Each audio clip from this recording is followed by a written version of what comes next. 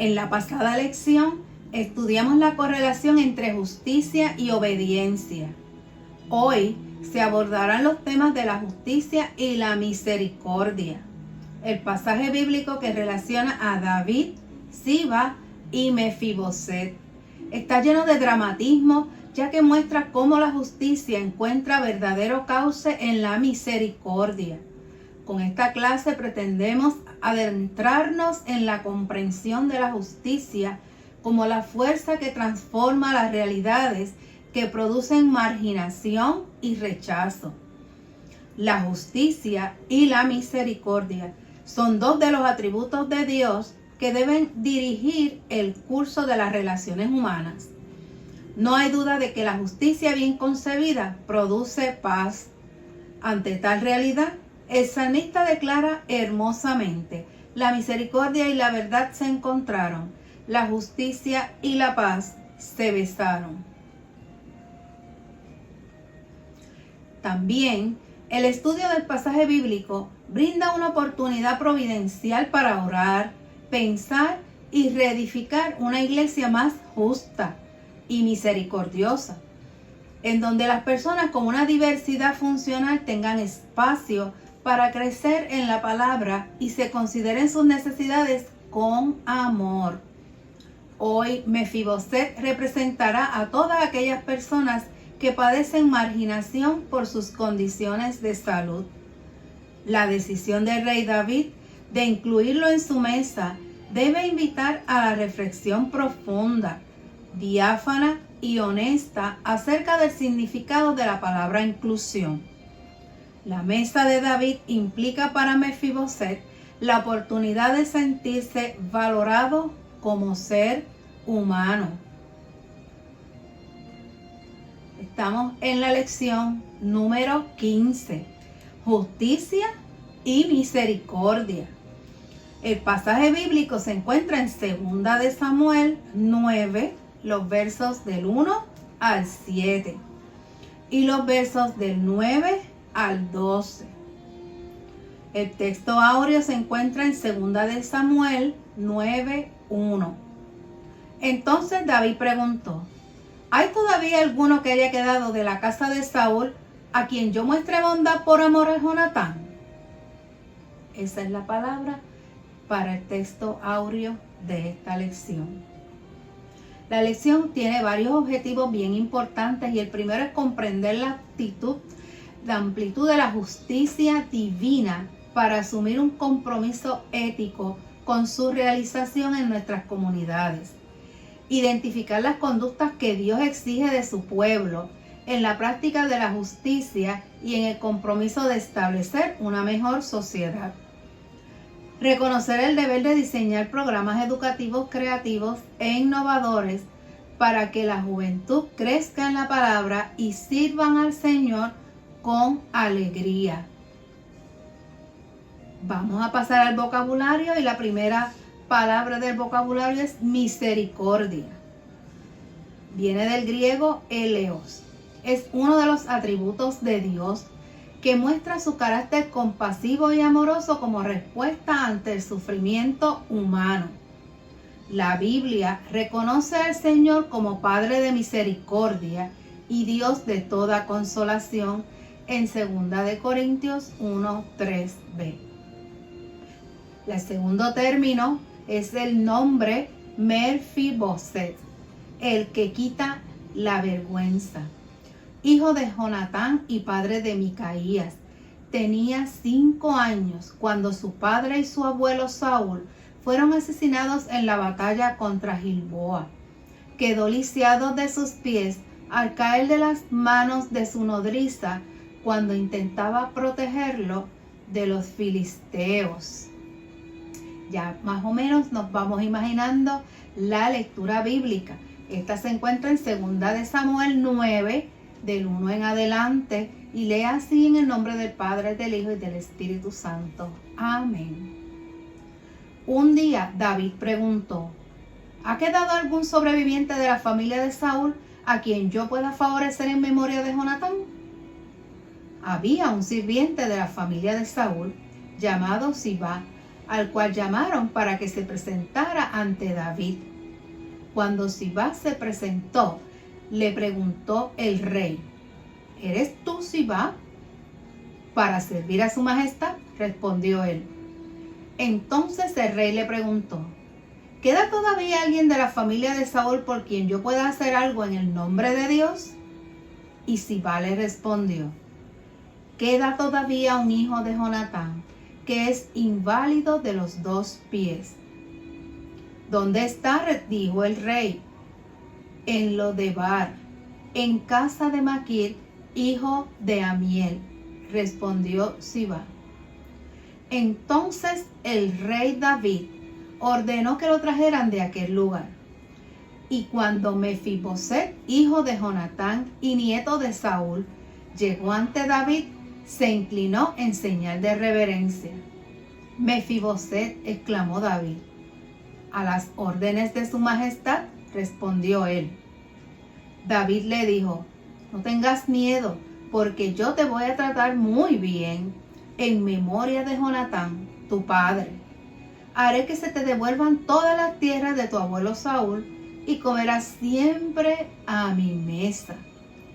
Sin embargo, el rey llamó a Sibá, el antiguo sirviente de Saúl, y le dijo: Le he entregado al nieto de tu amo todo lo que perteneció a él y a su familia. Por lo tanto, tú, con tus hijos y tus criados, labrarás la tierra para él y almacenarás lo que produzca, para que así pueda mantenerse la familia de tu amo. Aunque Mefiboset, su nieto, comerá siempre a mi mesa. Sibá, que tenía 15 hijos y 20 criados, respondió al rey: Todo lo que ha ordenado su majestad a este siervo suyo se hará. Y Mefiboset comía siempre a la mesa de David como uno de los hijos del rey. Además, tenía un hijo pequeño que se llamaba Micaías, y todos los que vivían en casa de Sibá estaban al servicio de Mefiboset. Hasta aquí mi parte. Vamos a pasar con el hermano Richard López para el estudio del texto. Hermano, amigo, qué bueno que podemos estar una vez más unidos a través de estos medios, como semana tras semana estamos haciéndolo. Dios te guarde, Dios te bendiga grande, ricamente. Hoy estamos mirando la lección número 14, tal y como mi esposa Sandra ya la introdujo. Una lección que a mí particularmente me toca muy de cerca. Cuando vayamos discutiendo la lección, explicaremos por qué. Estamos en el libro de Samuel y estamos mirando una historia sumamente tierna, llena de lo que es el amor y la misericordia de Dios, demostrada a través de uno de sus personajes más sobresalientes, que es el rey David. Cuando nosotros miramos el libro de Samuel, primera y segunda de Samuel, nosotros vamos a ver que presenta a David como el símbolo de un gran líder, pero de un líder que enfrenta con valentía sus logros y al mismo tiempo enfrenta con valentía sus fracasos, sus desdichas. En ambas direcciones nosotros vemos cómo David se aferra al Señor aun cuando se ha equivocado, aun cuando ha pecado. David, a la altura de este pasaje que nosotros estamos hoy discutiendo, recibe la noticia de la muerte de Saúl y de Jonatán, que era su fiel amigo. Luego de esto es proclamado rey de Judá. Eso lo vemos en segunda de Samuel capítulo 2, versos del 1 hasta el 7. Y luego más adelante Israel, el reino del norte, también lo proclama rey de todo Israel Eso ya lo vemos a la altura de 2 de Samuel, capítulo 5, los versos del 1 al 5.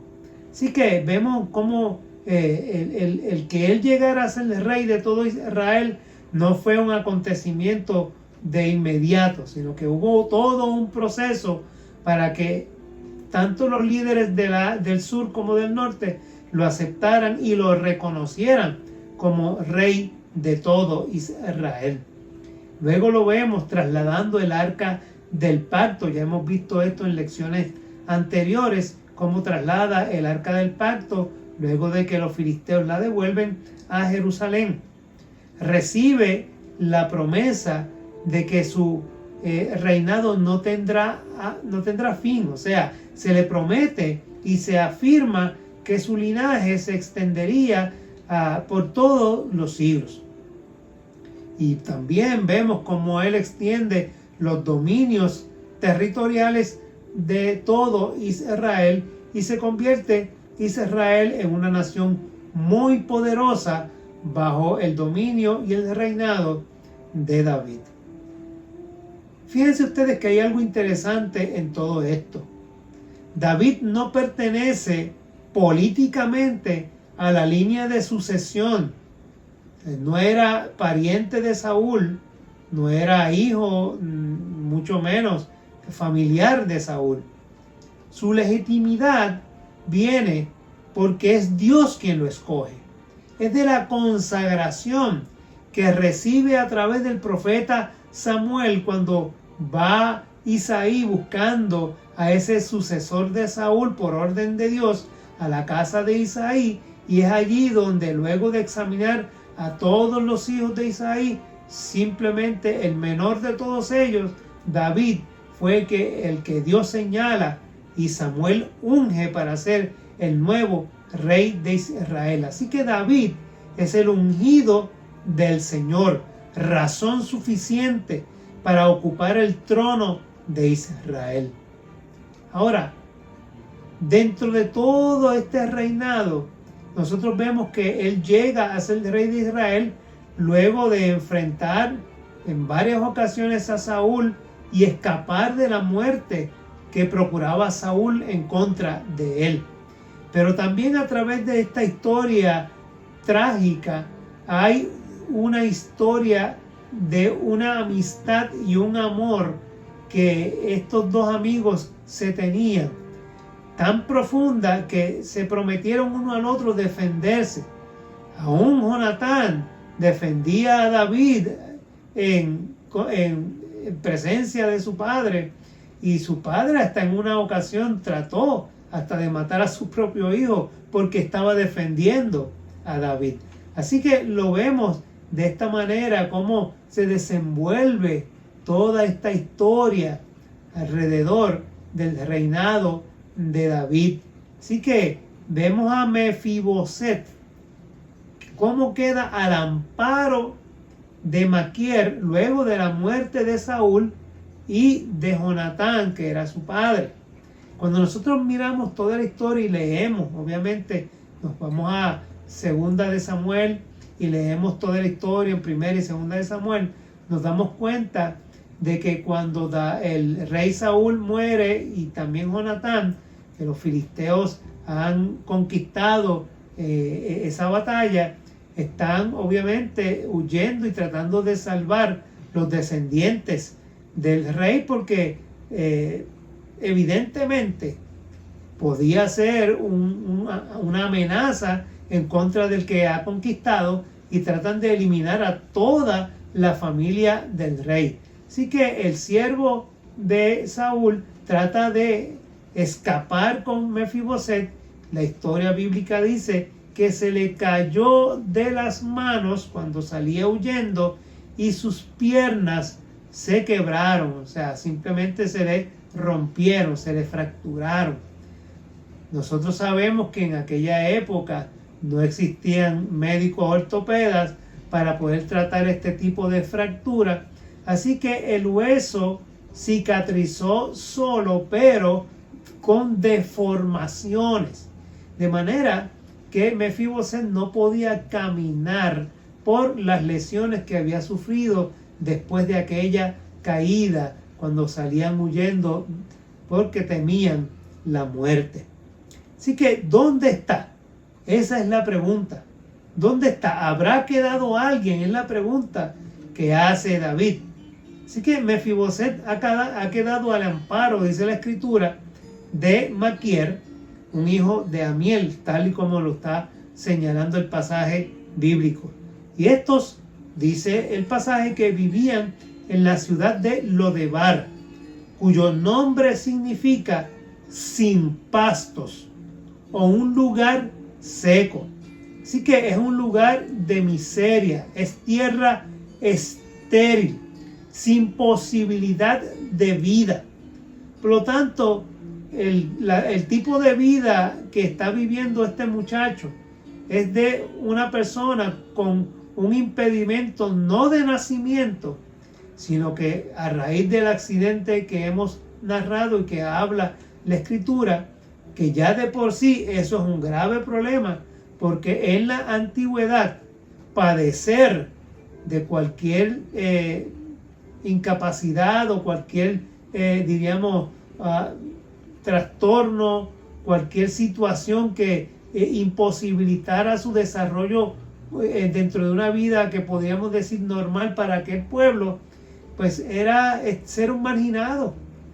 La Biblia nos cuenta, aún en tiempo de Jesús, cómo las personas ciegas, las personas inválidas, las personas que tenían cualquier padecimiento eran marginados en la sociedad, eran marcados como personas malditas, porque así se pensaba en aquella época. Así que este muchacho ya de por sí tiene una marca sobre sí de una persona marginada, quien no podía valerse por sí mismo, según narra la misma escritura.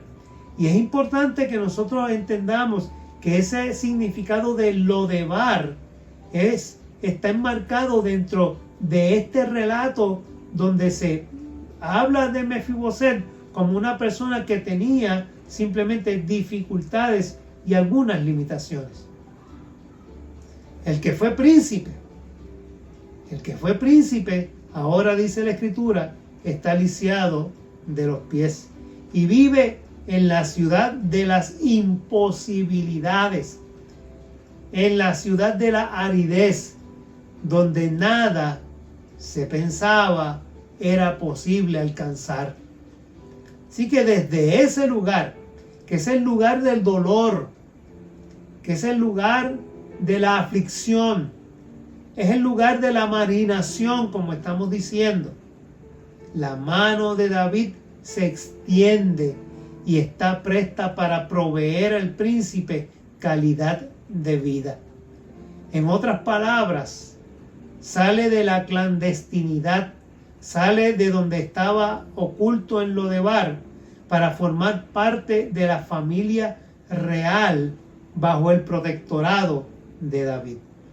Fíjense ustedes que la canción que pusimos con el video al principio de esta clase, cantada por Dani Berríos, es el mejor ejemplo de cómo la misericordia de Dios mueve el corazón de un hombre para que pudiera llegar y recoger y hacer parte de la familia a este muchacho.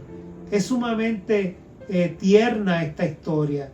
Es una historia sumamente conmovedora que nosotros tenemos delante de nosotros en este día. La reacción de Mefiboset evidentemente fue bastante se extrañó, ¿no? Digo, bueno, ¿cómo que el rey me estaba? Si David me está llamando es para terminar con mi vida. Eso es lo que pudo haber pensado. Y eso refleja la tortura de un pasado doloroso. Él está esperando en un lugar de bondad el rey. Él está esperando que el rey le arrebate su vida por ser uno de los príncipes en la sucesión de Saúl. Fíjense ustedes que cuando David llama a Mefiboset, él se extraña tanto y ante la bondad del rey dice, pero ¿por qué tú te fijas en un perro? O sea, así pensaba él de sí mismo. Fíjense ustedes el dolor que estaba en la mente, en el corazón, en la vida de este muchacho. Así que él lo menos que pensó era que David lo iba a tratar con tanta bondad. Él pensó que David iba a acabar con su vida. O sea, esa autodenominación de un perro muerto como yo, como se decía a sí mismo, evidencia esa carga emocional que lesiona su estima. O sea, tenía su autoestima bien por el piso. Pero la máxima expresión de la misericordia de Dios, tanto hacia nosotros como en esta historia, se presenta en las manos de David y en el cumplimiento de la promesa que David le había hecho a su amigo Jonatán, y es la integración de Mefiboset al círculo familiar, a la mesa. Entonces estamos viendo cómo David, al decirle ya de ahora en adelante, tú te vas a vivir aquí en el palacio conmigo, vas a vestir la ropa que viste el rey, vas a sentarte al lado del rey y vas a comer la comida del rey. Esa invitación que hace el rey David a Mefiboset a sentarse a la mesa es el signo de perdón, de ese perdón que es extendido a esta persona. Es el signo de la restauración, es el signo de la inclusión, es incluido y era tratado como uno de los hijos del rey. El hijo de Jonatán no solo sería tratado como príncipe, porque era el hijo o el nieto de Saúl, sino que era recibido como un miembro de la familia real de David. A ese punto llegó el amor y la misericordia que demostraba David a través de este acto. Esa discapacidad que no fue de nacimiento, como hemos dicho, que fue a raíz de un accidente, no es un impedimento para que sea bien recibido, a tal grado que puede disfrutar de la gracia y la bondad que David le está obsequiando. No sabemos y no debemos nosotros pasar nunca por alto que la misericordia es la respuesta de Dios ante el sufrimiento humano. Y tampoco se debe olvidar que la compasión nos hace humanos. Dios eligió estar al lado del ser humano. Dios eligió estar junto a nosotros, como en una época como la que celebramos en este mes de diciembre. Dios decidió hacerse humano y habitar entre nosotros, sufrir, pero también alegrarse junto a la criatura. O sea, Dios se hizo criatura, Dios con nosotros, el Emmanuel, para que nosotros pudiéramos ver esa gracia y ese amor, esa misericordia extendida hacia nosotros, en que Dios se hizo hombre y murió por nosotros. Dios bendice al ser humano con esa presencia tangible, no solamente en la persona de Cristo, sino también a través del Espíritu Santo, que nos redarguye y nos guía, para que nosotros entonces podamos ser compasivos, podamos ser solidarios con las demás personas, en especial con aquellos que son más vulnerables. Así que la misericordia entonces, hermanos y hermanas, amigos que nos ven, nos escuchan, la misericordia es la virtud que brota del corazón de Dios, que invita al ser humano a la compasión como una respuesta ante el sufrimiento de los demás. También nos llama, nos insta a compartir con otros las alegrías y los gozos. La misericordia definitivamente rechaza la indiferencia. En este episodio que estamos viendo, la mesa de David simboliza un lugar de solidaridad y restauración. Es una mesa abierta, inclusiva, sanadora, de restauración. Es una mesa abierta, sanadora y terapéutica. Con este gesto que David hizo a favor de Mefiboset, cumplió, sí, con su pacto con Jonatán, tal y como hemos dicho. Pero con el nacimiento de Cristo y su vida en medio de nosotros, Dios cumplió ese pacto que había hecho también con la humanidad, mostrando su misericordia y su justicia para con nosotros, afirmando que es un pacto indisoluble, nadie lo puede eliminar. Y en ese pacto nos invita a su sagrada mesa. Les decía ahorita que esta lección yo me identificaba mucho con ella, porque de la misma manera en que se menciona las limitaciones que tenía Mefiboset, yo nací con limitaciones. Soy una persona con limitaciones. Me crié yendo a hospitales y a centros de rehabilitación, lo que hoy es SER de Puerto Rico, que antes se llamaba la Sociedad de Niños y Adultos Lisiados, así se llamaba antes. Y yo fui testigo de tantas personas que tenían limitaciones iguales o más difíciles que la mía. Y yo sé lo que es eso. Yo sé lo que es estar limitado. Yo sé lo que es querer y desear hacer cosas que no se pueden, que uno no puede. Sin embargo, Dios en su misericordia nos ha permitido hacer muchas otras cosas que tal vez los que sí están completamente sanos, pudiendo hacerlas, no las hacen. Por eso yo miro a las personas que tienen otro tipo de vida distinta, porque su cuerpo o su mente no les permite ser totalmente, diríamos, funcionales. Y hay que aplaudirles el esfuerzo y los logros que alcanzan.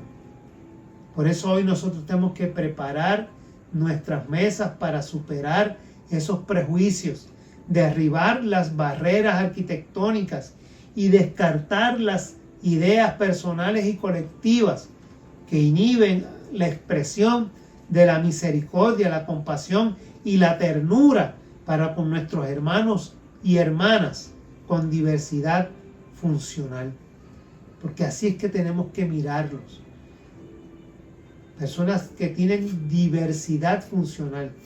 ¿Por qué? Porque no funcionan igual que el resto de la población. ¿Son menos? No. Todo lo contrario. Tienen mucho que aportar y aportan mucho a esta sociedad. Por eso nosotros somos los que tenemos que cambiar nuestra mente. Somos nosotros los que tenemos que mirar de otra forma.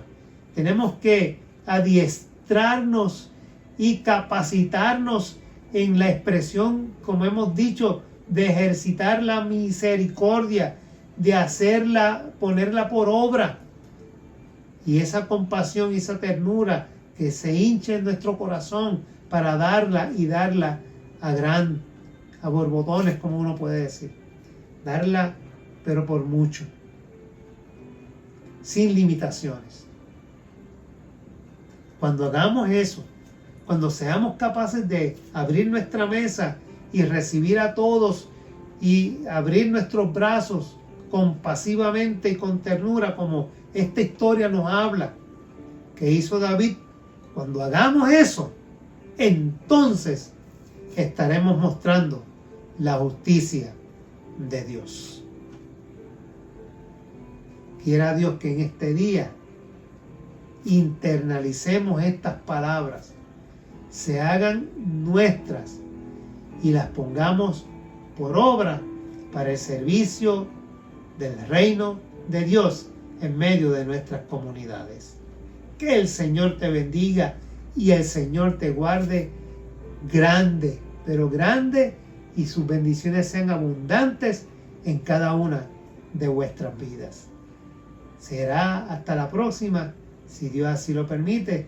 Los dejamos con el resumen y la oración final con mi esposa Sandra. Dios te bendiga. Gracias al hermano Richard López por la explicación de esta lección, esos visuales tan preciosos que enriquecen la clase. Estas ideas principales de la lección son las siguientes. La misericordia es uno de los atributos de Dios que hace palpable su ternura ante el sufrimiento humano. Dios es absoluto e incondicionalmente misericordioso. El pasaje presenta a David como un gobernante benevolente que moldea la misericordia y la justicia de Dios. David cumple su promesa a Jonatán al mostrar misericordia hacia Mefiboset en la conversación con Siba. La expresión cambia de "a quien haga yo misericordia por amor de Jonatán" a quien haga yo misericordia de Dios. La raíz de la misericordia reside en Dios. El Espíritu Santo nos ha dotado con la capacidad de mostrar compasión y solidaridad hacia el prójimo, haciendo misericordia un asunto humano. El rey ordena que traigan a Mefiboset de la casa de Maquir en Lodebar para su casa. Es invitado a formar parte de la familia real al ser incluido en la mesa de David. La mesa es signo de compasión, ternura e inclusión. La iglesia es la mesa del Señor para el mundo. Por último, Mefiboset, lisiado de los pies, representa a las personas con diversidad funcional. Por medio de la acción del rey, Dios muestra su compasión hacia el hijo de Jonatán, restituyendo los bienes familiares y abriendo espacio sanador en la mesa de David. La lección invita a superar los obstáculos y las ideas equivocadas que obstaculizan la participación de esta población en la vida de la iglesia. Finalmente, vamos a compartir la oración que aparece en las pantallas. Cada uno vamos a hacerla nuestra. Dios de paz y misericordias, bendecimos tu santo nombre por siempre. Gracias por la compasión que a diario nos muestras. Te pedimos, oh Dios, nos des la fuerza y la voluntad de ser una iglesia compasiva que invita y acoge al desvalido. Ayúdanos a preparar una mesa que sea digno de perdón, restauración e inclusión. Permite que nos podamos educar para así ser inclusivos y amorosos con los hermanos y hermanas con diversidad funcional. Bendícenos para que se sientan respetados y bienvenidos en tu sagrada mesa, que es la iglesia. En Cristo Jesús oramos. Amén, amén. Con sumo gozo que preparamos cada lección para el engrandecimiento espiritual de los hermanos que lo deseen disfrutar. Compártanlo y Dios los continúe bendiciendo. Será hasta la próxima, si Dios así lo permite.